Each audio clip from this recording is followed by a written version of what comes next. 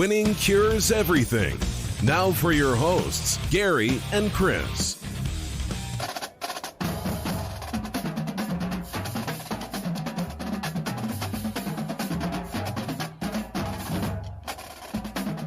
Welcome in. Winning cures everything. It is Friday, January 22nd. I'm Gary. I'm Chris. And much to discuss today. Lots of sporting news and whatnot. We will talk about MMA. We will talk about the NFL. We will talk about, a couple of greats that died today. And we will talk about some hires and some firings and some other things that are going on. It's a packed sports day. So, of course, you knew we were going to be here. We're going to talk about it. And good gracious. First things first, though, winningcureseverything.com is the website. You can find everything you need to know about us, everywhere that you need to be subscribed, everywhere that you need to follow us, etc. We're on Twitter, we're on Facebook, we're on all that good stuff. And if you ever miss the live show, you can always grab the podcast for sure. Apple Podcast, Google, whatever your favorite podcast app is. Apple Podcast is where you can go and leave a nice written 5-star review. We would certainly appreciate that. Akbar jumps in already on YouTube. He said, hello, guys. Terry said, what's up? I'm in quarantine now. The wife got the COVID, so don't go on break yet. We've been there before, brother. A lot of close contacts. My daughter actually was a close contact and just found out today, so she will not be coming over this weekend. Just kind of a mess. So let's, winningcureseverything.com, the podcast, sbrpicks.com/NCAAF. That is where you can find all of your college football gambling content that you could ever possibly need. Very easy to do. You can also find our show over there. We are doing at least one show a week, if not more. We're handling the off-season like champs. We are staying on with Sportsbook Review. You can go and search it out on YouTube. Just search out SBR Picks, and it'll pop up right there on your feed. So, very easy to do. Middle of the week, we will have a show every single week. There are 31 weeks in the offseason. We have already knocked out the first one, so go make sure you are subscribed over there. We will start off today's show. A lot of you guys have jumped in and seen over the past the gigantic, gargantuan Great Dane dog that has routinely been behind me during the show. She passed away this morning at the grand age of 11, and boy, she handled it like a champ. Went peacefully. Wife is a little upset, I will admit. I was rather upset. Naturally yes. so. Well, I mean, she had the dog longer than she's had me, so It makes sense. But Sook passed away this morning peacefully. It was, we didn't have to call anybody. We didn't have to make her uncomfortable. She had a blanket over her the whole time. She was, and she just went. So it was, I've never been in a situation where I saw another living thing take its last breath. So that was a little So weird. the last dog I had is the first dog that I've ever had that situation with. And I don't know that outside of like crushing bugs, I've ever, I've ever seen anything like that. I was told that I used. I wasn't to a shoot hunter. birds. I wasn't a fisherman. Like I didn't, unlike most of the people in Mississippi that we grew up with, that's not our forte. Yeah, no, absolutely. You're 100% right. Terry said it's sad to hear. Akbar said R.I.P. She was the highlight of the show. I believe that. And McKinnon said, happy Friday, boys. Going to miss my girl Sook. Truly one of the best dogs I've ever known.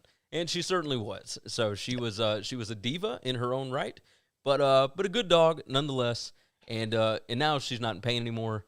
She went peacefully. It's all in all, a good thing. We're going to miss her. We love her, but now I have to deal with this little, yip mutt dog that we have, Sissy, that will never leave this planet. She is a roach, and she'll be around way past the apocalypse. I will tell you that. So we do have that, but Sook, R.I.P. to her, and my wife is handling it like a champ. I thought it would be bad, but she's been really impressive. A lot of strength. I thought it was going to be awful, but she's been okay. So it's been a long day at the house. She got about an hour of sleep last night. I got about 4. We traded off, time last night because last night was awful. But yeah, she went about 7:45 this morning. I had gotten up about 5:30, 5:45, and kind of taken over for my wife. And yeah, so is what it is. We will no longer have Sook as a highlight on the show, but Sissy will be here to fill in from time to time. McKinnon said, never forget the classic sitting half on the couch and half on the floor. Believe that. Yeah, so my house will be a lot cleaner going forward. I can guarantee you that. So we will talk about somebody else that we lost today, and that would be Hammerin Hank Aaron. I would say probably the most famous baseball player outside of Babe Ruth. Is that fair to say? I don't know if that's true, but he's one of the most beloved. I will maybe that's a better word for it.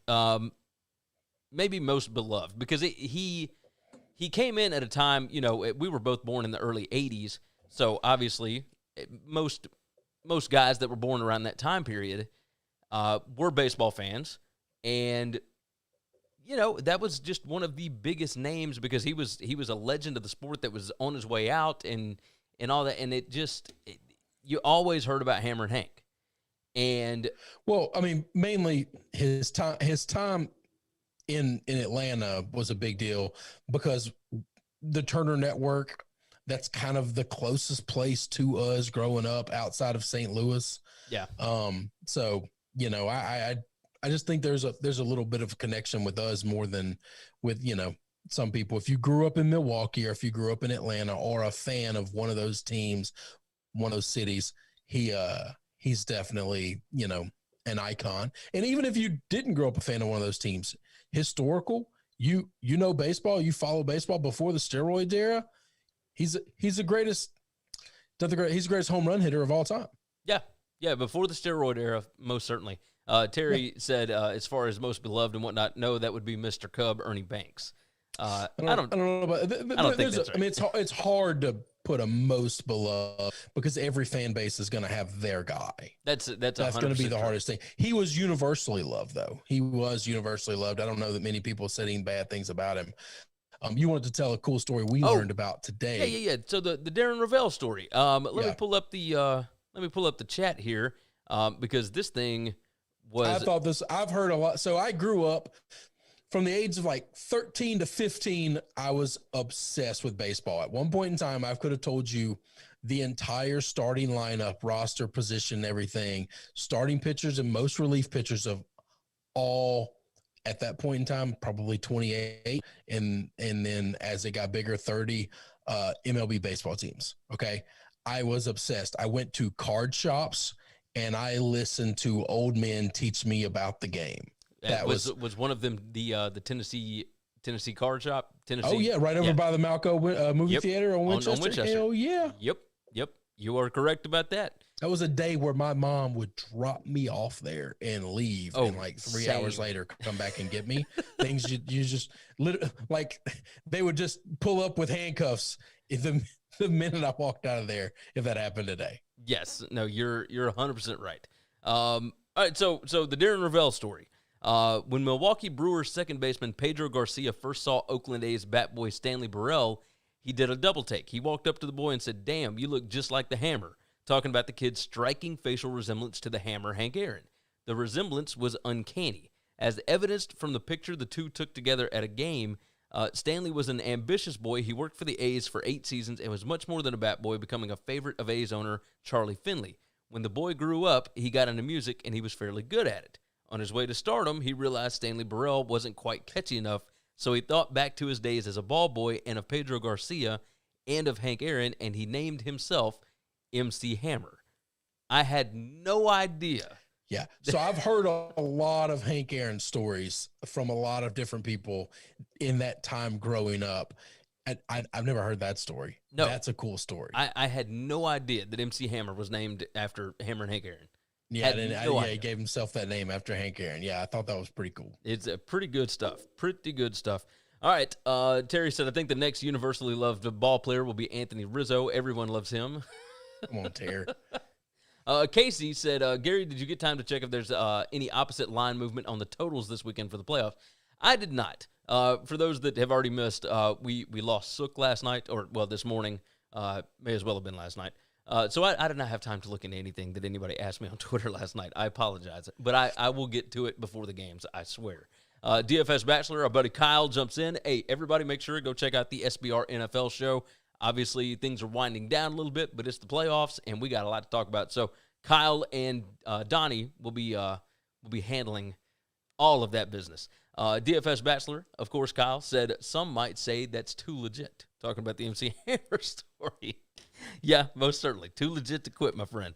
Let's talk a little NFL news right quick. And so we obviously did our previews and whatnot on Wednesday, but today we find out AB is not going to be on the trip to Green Bay. And yeah, that one shocks me. That's kind of a big deal, I think. Yeah, I do think it was a big deal. I think one of Brady's biggest assets with Tampa Bay is just he doesn't have the live arm that Aaron Rodgers has. He's not the GOAT that he was in his prime growing up. He is obviously, he needs weapons. Yeah. And one of the way you're going to take down the guy probably playing the best football right now is with just a litany of weapons that nobody can guard. Losing AB, I think, is important. I think it's a big deal. It's who he's most comfortable with, I think. Man, I don't even know if it's that. It's just another guy that can get open, make a play. It's that type of thing. All I can hope for is it doesn't matter. It's not going to be necessary. Yeah. McKinnon jumps in. Chris, you going to say I was right about my homeboy? No, about Mahomes? There was zero chance he wasn't playing in this game. That's it. Like, what were we? What are you talking about? Yeah, what were we even talking about? I don't even know. I don't know what the what we were talking about being right about. Let's see. Terry said can't trust '90s rappers because Vanilla Ice said if there was a problem he would solve it, and he ain't done shit to help with COVID. Terry coming in with these one-liners today, man. Absolutely love it. So AB being out seems like a pretty big deal. We'll see. I mean, there are still a ton of weapons in Tampa Bay. They still got a ton of weapons. It's just Tom is at a point now where losing guys hurts him. Hey, Brandon Cooper jumps in. He said AB is a distraction for Godwin and Evans to go off. Maybe. I don't. This is the same category of people, your ilk, Gary, that think the Browns are better without Odell Beckham? Like no. As a quarterback, you want as many elite pass catchers as you can get. That's just that nobody says I want some of these guys to be gone. I know I want all of them. I want them all. And if they all yell that they're not getting the ball enough, that's fine. That's for me to deal with. I would still rather have guys that are good than guys that are not. That's just it. That's fair. Okay. Casey said the Packers have a great secondary, but not much pass rush. Brady should be able to fit them in the windows. Bucs have a weak secondary, but a good pass rush. So Rodgers will have to be quick. He said if the Packers can get a pass rush, the Bucs are going to be in trouble. And we talked about this a little bit the other day, but there's so much more to this game than just pass rush and secondary and whatnot. Like being able to run the football is a key ingredient here for both teams. I do think both teams need to find a way to run the football. Kyle said, don't be surprised if Tyler Johnson leads the Bucs in receiving this week. I'll be surprised. Brandon said, no, I'm saying when he's in the game, he helps them get open, so his absence is going to hurt the Bucs. Yeah, I could buy that. I mean, how often do you really have all three on the field at the same time in that offense? And it may be more than I feel like it is. I just don't feel like I see it all that much. Which usually there to start the game, and then obviously guys rotate in and out. Yeah. So all right, let's move on. Oh, no. Mahomes. So Mahomes cleared. Yeah, Mahomes cleared. We kind of figured fine. That. There's no doubt he's going to play. They're going to put a needle in his toe, and it's going to be fine. The more I think about this, because we talked about it the other day, and it was, how is he going to, is he going to be able to move around? Is he going to be able to No, he's going to be fine. He's going to be fine. So he's going to be fine. It just, I think it's going to be an outstanding ball game. I still like the Bills to win because I don't know that you can just flip a switch, but I definitely like the Bills to cover, and with all the information we're getting with Mahomes coming, definitely being there. Casey said money's about to roll in on the Chiefs. Yeah, wait till closer to game time. This number might get up to 4. So McKinnon said, Chris said that he didn't believe me that Mahomes didn't have a concussion. He's just defending himself. Yes, I said I'm not listening to a Chiefs fan give me static about how it's not a concussion. It doesn't matter. What they said is exactly what you said, which might be right. It might be bullshit. Either way, he's playing. I never doubted that he wouldn't play at all. He could have had the worst concussion anybody's ever had in the history of football. His eyes could be bleeding. He could have blood running out of his ears on Sunday.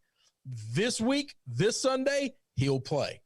Yeah. There's zero doubt of that. I can buy that. There was never, ever, ever a doubt. He said that's not to say he couldn't have physically done it, just that the NFL rules wouldn't have allowed it unless a medical professional lied their ass off. They would have lied. You don't think they've lied their ass off in the past? I mean, I can believe it. Come on. I can believe it. So all I want to know is what are the baseline. The rule is he has to pass the baseline. He has to get to the baseline of answering the questions that he answered before. I've had a concussion before. I've been knocked clean out. And a day later, I can tell you anything you need to know that I told you 6 months ago or 3 months ago or 2 weeks ago. Okay. Like when you're knocked out, there's an area of time that you can't account for. But outside of that, you don't forget things 3-4 months back unless you've been knocked out several times and you start having brain damage. Yep. But so the fact is all he had to do was be able to clear what was considered his baseline from the start of the season. Well, hell, anybody's going to be able to do that unless these guys are just really, really brain damaged. Yeah. Brandon said, I think he did have a concussion the way he wobbled getting up, but they are still going to rush him in. Terry said Mahomes is going to end up talking like Aikman, talking crazy in the TV booth 10 years from now. Golly, Aikman does sound like he's starting to lose it, man. Yeah, that dude's got a hum in the drum bad. You got that right.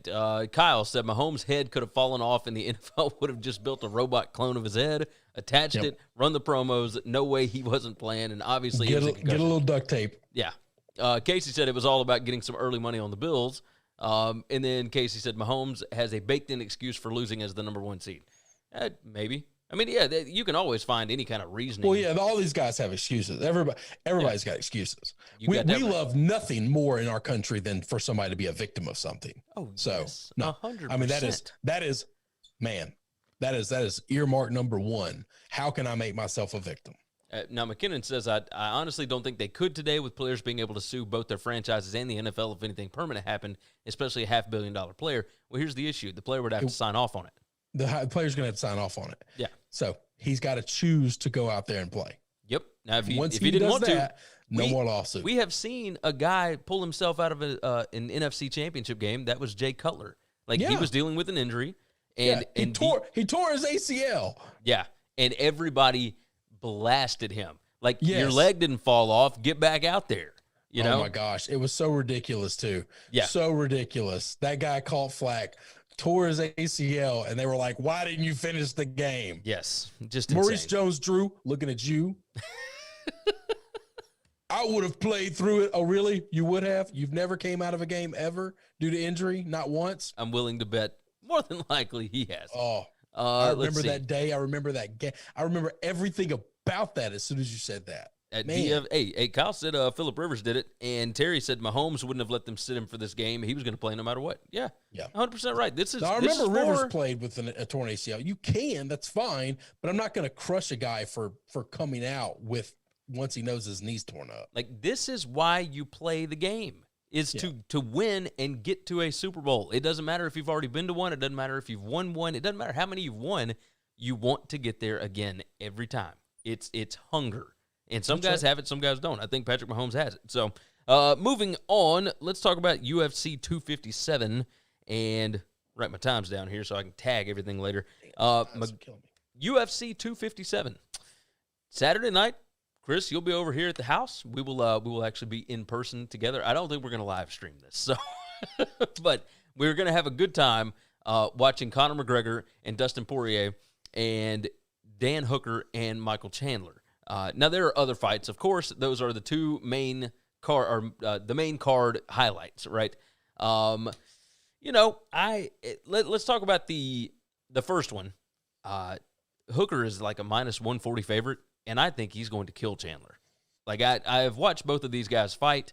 Chandler at his prior place a little bit, and then his fights in the UFC, they've kind of set him up to where he was going to win those fights. Like, let's just make it easy.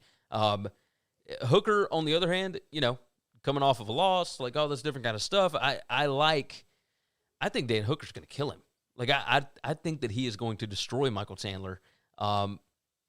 Chandler is the new face, the new pretty boy, and everybody likes him and all that. But I think the majority of fans realize, because he opened at like a minus 125 favorite, Hooker did. There's the style of fighting going on here, it plays perfectly for Hooker. Now, there's a way for Chandler to win. There's always a way in the UFC, but Chandler's got kind of a weak chin, and he throws too hard. Unless he has changed his style, I think Dan Hooker handles this one. So I'm already betting Dan Hooker minus 140. I got him at minus 130. It's 140 today. I'd take it there as well. I think there's value there. Now I think you're right. My only problem is strikers like Chandler, they just need one. They just need to connect once. No, that's true. The only fear of that. But Hooker is a striker as well. No, I know that. I know that. But I'm just saying. Like, he can take a pound. Yeah. No, you're right. You're 100% right. It's kind of you can all take a pounding, but at some point in time, it's not about how strong you are. You can be the strongest, toughest guy in the world. You get hit the right way, it's going lights out. No, I mean, so you're right. There's something about Dan Hooker that kind of reminds me of Nate Diaz, at least with his chin. Like that's what I'm saying. He can take those punches. It's like Tony Ferguson, right? We've seen Tony Ferguson take some punches. The fact that Gaethje didn't finish him until the very end of the fight in that thing before the Gaethje Habib fight and all that. Yeah. Ferguson could take punches. I think Hooker can take punches as well. I know for a fact that Chandler cannot. So let's talk about the main event here, and this is the one that everybody's interested in. Conor McGregor, the Notorious, and Dustin Poirier, whatever you want to call it, or the Louisiana boy. We'll say that. He is McGregor's a minus 315 favorite right now, and it's going to keep going up. I'm about to say this is one. If you want to take Poirier, you just wait until right at time of the fight. Yep, you're correct. Now I will say this: I think McGregor handles business here. He has already knocked out. How Dustin long has once. it been since he's fought? 20. No, it was just last June. I mean January. Was it last year? So okay, so a full year. He knocked out Cowboy last January. Oh, that's right. Oh, yeah. Okay. All right. That wasn't really a fight though. I remember. No, that. I mean it was 40 seconds. It was nothing. But before that, it was 2018. But McGregor. I was gonna say it's been a long time since he's fought somebody. Did you hear what McGregor said to Ariel Helwani this week? No. He said he wants to fight 7 times in the next 18 months. I'd like to see him actually do it. I would. He also said he would fight like 9 different people, and he never did. So agreed. This is a guy that I love. Conor. Love watching Conor. I'm always going to tune in every time he fights. That's fine. He's getting my money, no problems. But this is a guy that talks a lot of shit, and he backs it up when he fights, but he don't fight a lot. No, you're right about that. You're right about that. He threatens a lot of people in the bar, but he's going to pick one guy, walk outside with him, and then that's it. Yeah. Terry said, what, a guy exposed to COVID can't come watch with you? No, Terry, no. Not this time. You don't get to come. Nope, absolutely not. So here are my bets that I have already placed, okay?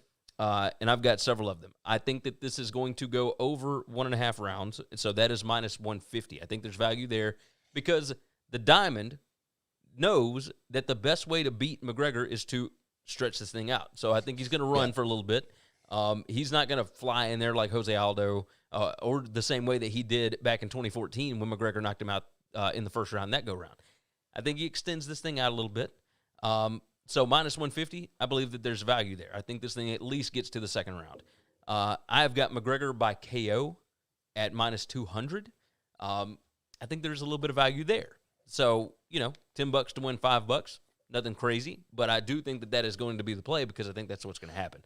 Well, if you like McGregor, you want to take it by KO. Yes. Because he's not going to submit him. It'd just be shocking if he submits him. It would be beyond And it's not shocking. going to decision. If it goes to decision, he's lost. Yes, I do believe in that. Kyle jumps in. He said his lock for UFC tomorrow. I like Roundtree a lot.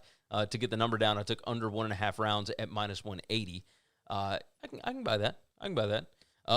See, I don't know enough about the early card to be willing to put my hard-earned money down. But I will say this. I took a flyer a little bit on some plus odds on McGregor.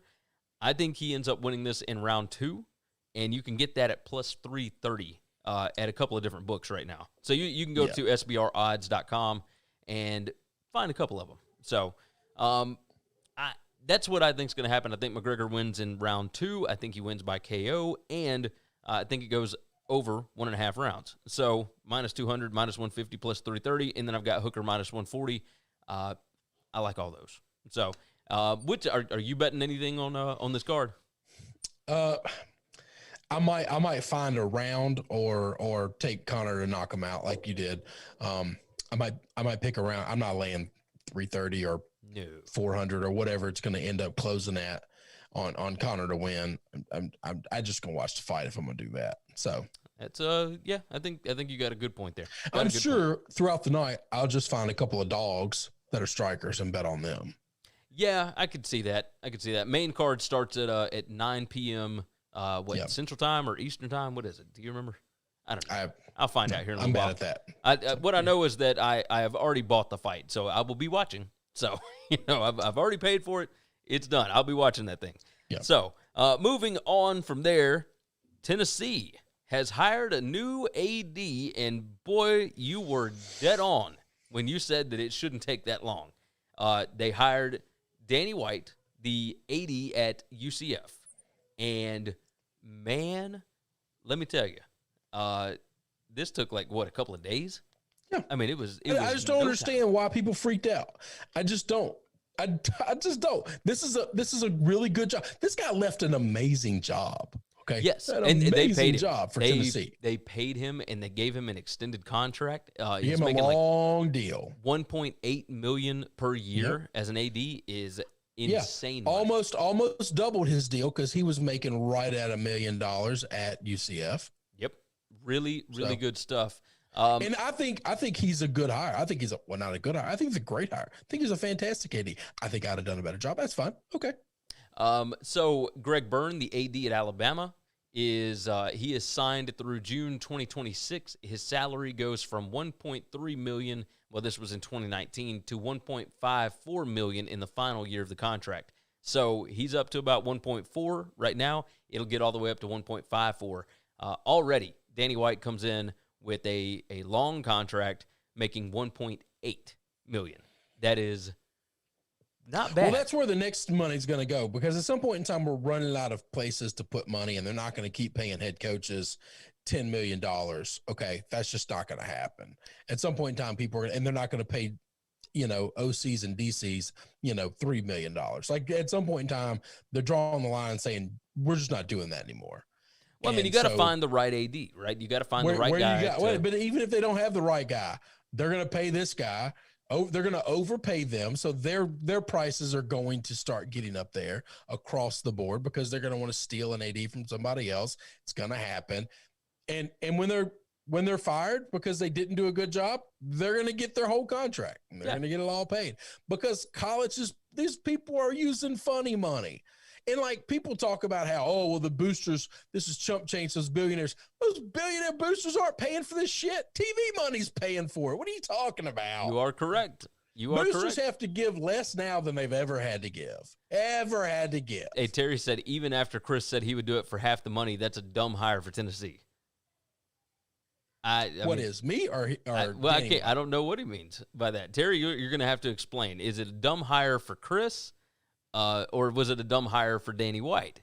Either way, I think it would have been an incredible value for me. I think so as well. And I like the White hire a lot. I do like. I think this guy's good. I think this is one of those where you pay the AD a lot, and then you find a way because he should be able to help negotiate these contracts with these coaches. He can find the diamonds in the rough. Like his hires already at other stops are paying dividends. I mean, it's just ridiculous. At Buffalo, White hired Bobby Hurley, and then he hired Nate Oates to replace him. They parlayed the success in those jobs to Arizona State and Alabama. Right. He hired Lance Leipold, or Leipold, however the pronunciation is, and Buffalo is doing fantastic. But Leipold had won 6 NCAA Division III national titles at Wisconsin Whitewater, but had never coached in D1 before White hired him. And then, of course, at UCF, White hired football coach Scott Frost, and then he replaced him with Josh Heupel, who is on kind of the downturn right now. Like, obviously this past year was not the way that he wanted to handle things, but when he plays Cincinnati and BYU and all that, I think they're fine. Yes, they're fine. And I think Heupel's a really good coach. So I'm not worried about that. Heupel is 28-8 as a head I was coach. just about to say, yeah. So Nick Saban's about the only person in the world that has a record better than him. You got that right. On top of that, he is a fantastic marketer for his programs, and you need that, especially right now at Tennessee. Now, Tennessee, like, they have got a massive, massive, loyal fan base. Yes. And it doesn't matter if they're winning or losing or whatever, they are loyal to that school. Danny White is somebody that can go out and share a little positivity, right? He is not afraid of being in front of a camera. No, he's not. He's not. So Terry, I appreciate the support. Terry was saying they should hire me, which yeah, they would have got me for basically a quarter of what they're paying White. 100%. Yeah. This is a world where nepotism is so rampant. While I like the hire of Danny White, I think his resume shows that he's really good at this job. Every damn member of his family is an athletic director somewhere, or a coach. Mike White, of course, his brother is the coach at Florida. So I mean, he's got brothers, sisters, father. Like, you want to talk about nepotism? You want to talk about being born on third base? Now, you're really good at your job, and that's fine. But how does a bloke like me with no last name and no father get a spot? Well, I mean, you could change your name to White. I mean, I would never do that. I've already changed it once. So I mean, Chris White. I mean, it's. No, I have a friend named Chris White. Actually, now I'm thinking about that. Chris Kennedy said if Tennessee can get him from the West Coast, Danny White needs to pull a Mal Moore and go get Chris Peterson. I mean, if he can, sure. But one of the things that he is really good at is not overpaying for guys. He goes and finds guys. He's gonna find somebody that he's gonna get on cheap. Yeah, well, not only on the cheap, but somebody that you may not think of right off the bat, but is going to end up being a really good hire, like a good, strong hire that's going to be worth the money when you end up paying him later and not right off the bat. Like, you're not pouring, a $12 million buyout into, a Jeremy Pruitt with this guy. You're going to find somebody that is an established head coach, because he doesn't have to hire assistants, like he did at UCF. Like, it's just different. Kyle said, wait, you changed your name once? I need to know more about this. Yeah, I used to be somebody else, Kyle. And his name's always been Chris. Like, my mom, my name's always Chris. My mom gave me my dad's last name. They were married when I was born, and that was that. And then he skedaddled down the road and never to be seen or heard from again. And so I eventually, when I got old enough and had enough money, which that's a bullshit racket, by the way. Yep. I found some attorney to take about $3,800 of mine to change my last name to my grandfather's name. There you go. And it was a problem. Jesus. Hey, Terry said, by the way, Chris wouldn't be able to pull for LSU if he's the AD at Tennessee. Could you do that? That's fine. I could. Yeah, I could. Why not? Not when they play LSU, obviously. You gotta go with who pays you the checks. Yes, you're 100% right. So I think that's entirely possible. I mean, you'll be around those guys all the time. I think it's easy to pull for people that you know, right? Yeah. So and you still have a spot in your heart for LSU, and that's okay. Yeah. But that's easy. I mean, my God, Scott Woodward is the AD at LSU. Well, he was the AD at Texas A&M before that, but he was an LSU alum.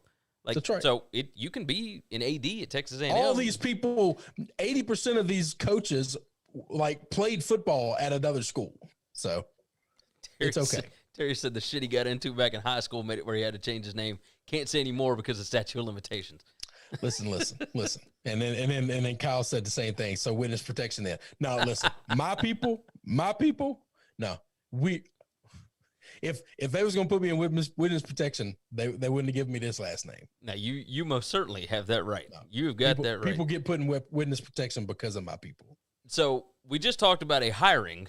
Let's talk about a firing right quick. This is the weirdest damn firing in the world. I don't know that it's necessarily a firing. I think it was just like, all right, your contract's up and we ain't renewing it kind of thing, which is a firing. But like, this is. How much pull does Larry? How much pull does he have? So Larry Scott, the Pac-12 commissioner, before we get this thing started, so that people know what we're talking about. Okay. Larry Scott is the commissioner of the Pac-12. He has been for 11 years. It will end in June. That his run, his era, all that, gone in June. And already, John Wilner, who is the voice of the Pac-12, he is the reporter that has all of the inside sources on this stuff. They are already looking into getting out of that contract for rent that they've got out in San Francisco. They're going to be looking in Arizona, in Las Vegas, in all sorts of different places where it will be significantly cheaper than finding an office building in downtown San Francisco. Just ridiculous stuff, right? But on top of this, so here's what they said. The current contract was set to expire in June 2022. Instead, it's going to be June 30th of this year.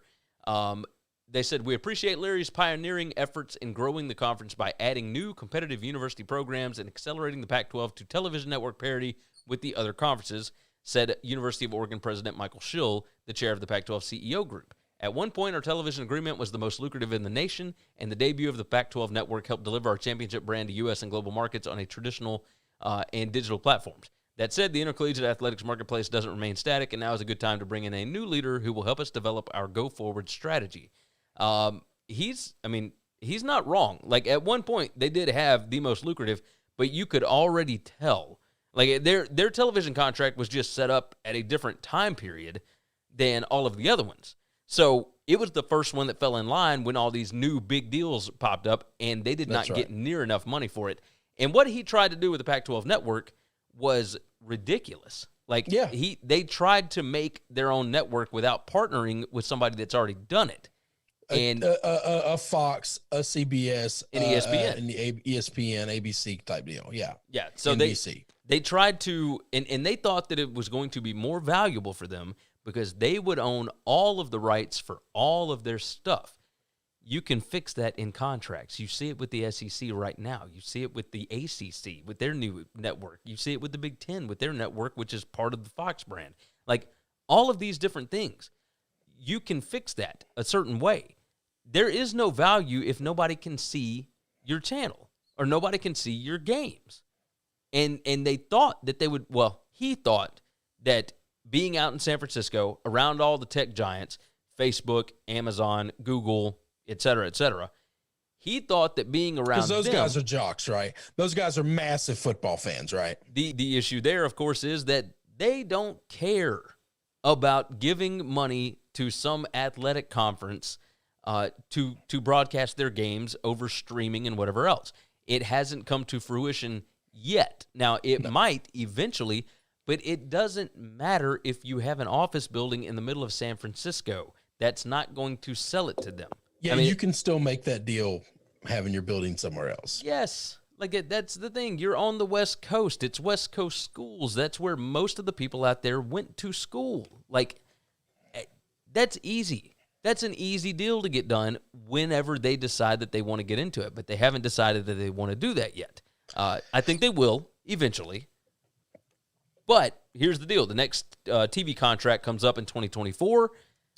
Now is a good time to bring in somebody that understands that landscape. So they've already talked about Mike Oresco, who is the AAC commissioner. They talked about Greg Byrne, who is the University of Alabama athletic director. He was at Arizona before he was at Alabama.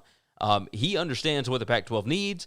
And my God, whoever comes in, he's got a lot to clean up. I will say that. Yeah. Yeah, this guy's done a bad job, not recently. He's been really bad at his job for like 4 years. That's where you really get things messed up. That's where you can set something back for a decade or two. Yes. Because it takes so long to unscrew everything that person screwed up. Here's if somebody's there for 6 months, if somebody's there for a year, year and a half, 18 months, you can see they're bad, get rid of them, and it's a lot of work to clean up behind them. You got to clean up behind this guy almost half a decade of being real bad. When we had conference expansion, he went after the big fish, right? He went after Oklahoma. He went after Texas. He was willing to take on Oklahoma State, like all this different stuff, right? But Texas decided not to do it. Oklahoma remained in the Big 12 with them, et cetera, right? So when expansion happened, he brought in Utah, which has worked out well, and he brought in Colorado, which kind of hasn't. But either way, it was about getting more people for the network. And Utah and Colorado, not massive places, but Colorado, of course, worth more to their TV contracts than Utah was. Scott, who is now 56 years old, which is crazy. I felt like he was older than that. He was hired as commissioner of what was then the Pac-10 in July 2009. He had previously served as chairman and CEO of the Women's Tennis Association. So, they did build a football championship game under him, so he will be remembered for that. He said those additions helped secure a 12-year, $3 billion media rights deal with Fox and ESPN that set the standard for college sports at the time. And they also agreed to equal revenue sharing for the first time under that new deal. It was a big deal at first, and then everything else happened, where you could get $3 billion over 6 years.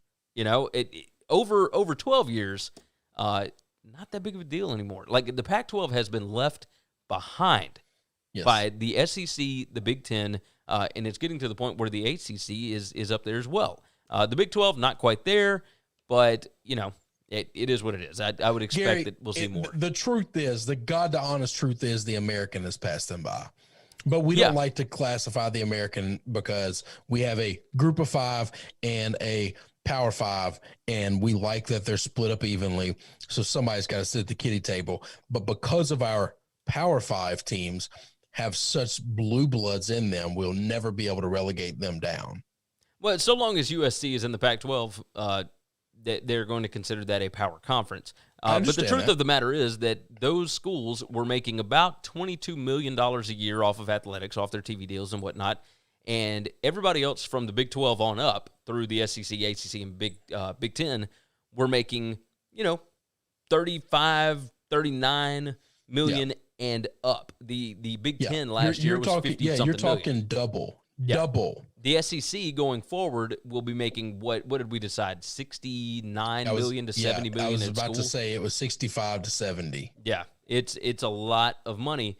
McKinnon said when that dude took over, the Pac-10 was still a respectable and legit conference. Now I truly wouldn't put them above any Power 5 or the American. It's genuinely not close, which is baffling. I will say this, like, USC has caused a lot of that problem. As long as USC is good, everybody considers that conference to be pretty good. But that's a terrible way of seeing it. I agree. The ACC is dog shit. Just because Clemson is one of the top 4 or 5 best teams in the country year in, year out, doesn't mean the rest of your conference gets to hang on to their swinging dick. That's not how it works. Well, no. I agree with you. You got here's 13 the issue. stepchildren and 1 big boy. Congratulations. Washington, Oregon, Stanford, et cetera, have all dropped off in recent years. Right, and Oregon's picking back up, and USC has dropped off. But all dropped off. All of them have dropped off. Oregon is kind of on the way back up, I would say. Okay. This year was not great for them, but obviously they had a ton of opt-outs. But I was going to say, do we think they're going to be consistent, though? Would you trust them to win 10 games a year? I would trust them. Yeah, I think so. I think I would trust Oregon. I mean, if we get back to having 3, whatever non-conference games and whatnot. I mean, they still played 9 Pac-12 games, but Kyle said, I'm a grower, not a shower. It doesn't swing, sadly. I would say this. Everybody has fallen off, and the reason that they have fallen off is because you cannot get the talent out there because you don't have the same amount of money that all of those other Power 5 schools do. Money. And because of the location. Isn't it funny that the more money teams have, for a business that doesn't pay the players, the teams with the most money get all the best players? It is insane. Larry Scott made more money per year than any other. He made more money. Yeah, no, he most certainly did, but the schools did not. The schools made less than every other Power 5 team. Larry Scott was making over $5 million a year as the commissioner of that conference. The closest one was what? Jim Delaney at what, 3? Almost 3? Not quite 3? Almost 3. I mean, that's insane. Yeah. That's just nuts. It was poorly managed. Everybody. So it basically, this article from ESPN said his time will largely be defined by the launch of the Pac-12 network in 2012. A network that nobody has. Yeah, that's the issue, right? I mean, it's just crazy. Like let's see, between 2009 and 2019, Scott earned $36 million, according to tax records, and assuming he has paid out the rest of his contract, which looks like that's what they're going to do, he will have earned roughly $50 million as the Pac-12 commissioner. That is insane. I mean, I don't know. There's not a conference out there that has been more mismanaged than this one. The money was going everywhere but the schools. $50 million to screw up your whole enterprise. Yeah. And he did. And he's been real bad at it. Not only did you pay him $50 million, but you also grossly overpaid. You pissed away well over $100 million on other people's salaries, overpaying them that are all bad at their jobs, and overpaying for a place to stay in San Francisco. So this guy could hobnob with the tech industry. That's all he wanted. He wanted to be a big and on shot. top of that, when they would go out to Las Vegas for whether it was basketball tournaments or whatever else, and they did just move the Pac-12 title game out to Vegas, so that that's good. I don't know that was necessarily his call, but when he would go out to Vegas, they would choose the most ridiculously expensive hotels. And there were stories that John Wilner wrote about this that would just make you shudder. Why not? It's not his money. Exactly. That's the thing. It's like, man, what are you guys doing? Like, it's insane. Yep. It's just nuts to think about. Historically bad at his job. He created the worst of all of the networks. Congratulations. Yes. You created the Pac-12 network, which nobody gets your games. But hey, they own all their own rights. All Yay! Right. You going to pay for it like Netflix? You just going to add another subscription thing? How many people would actually buy it? Well, none. It's crazy. That's the answer. It's crazy to think about. Because if you're a big USC fan or you're a big Oregon fan, like one of these teams that actually has a real fan base, your games are going to be on ESPN or ABC or Fox. Yes. So you're not worried about it. You don't care. You don't need to pay for it. Okay. So it's all the smaller schools that don't have massive football fan bases anyway. You think the Arizona fans are going to pay to watch the Wildcats play? No. Not now. I mean, they might have once upon a time, even early under Rich Rodriguez.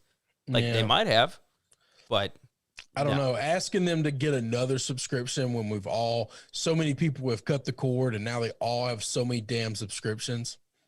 Asking people to get another one's just insane now. That is one thing that we're noticing, and why I do think that streaming will become a thing eventually.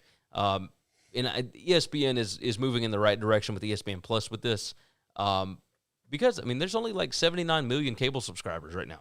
Like at its peak, it was like 105 million. Yeah, but what you're going to run into is all these people, the networks that are going to print the money and the ones that are going to win are like your NBCs or your CB. All of they always do have their own streaming, so we can air it out to the boxes or we can air it out to the streaming services. But that means now your games are going to be aired both ways. Yep, you are correct. So those people are going to be able to offer the most amount of money because they're going to be able to be in front of the most amount of eyes. And most of those services, as of right now, the network streaming services are free. Terry said a big Arizona fan is going to be at the game, not watching it on a subscription. Yeah, the 60,000 Arizona fans will be there. Yeah, no, I tend to agree with you. All right, so adios, Larry Scott. It was nice to know you. Hopefully, we never hear from you in college athletics again because I can't believe they're going to let him stay until June. That's what's weird. Why are you going to pay this son of a bitch another 6 months? He's helping with the quote unquote transition. That's not what you want. You don't want him to help with anything else ever again. But don't forget, I need a Larry Scott size hole in a window. He was hired by the presidents of all those schools. They all like him.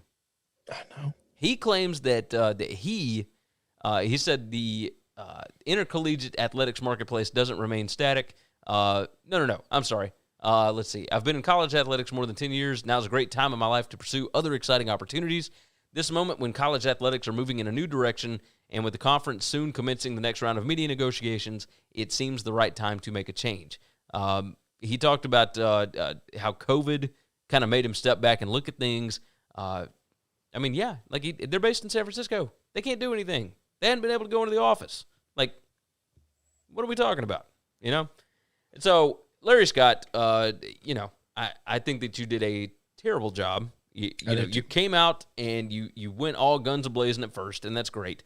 But this conference has been more mismanaged than any other conference in all of FBS, I think.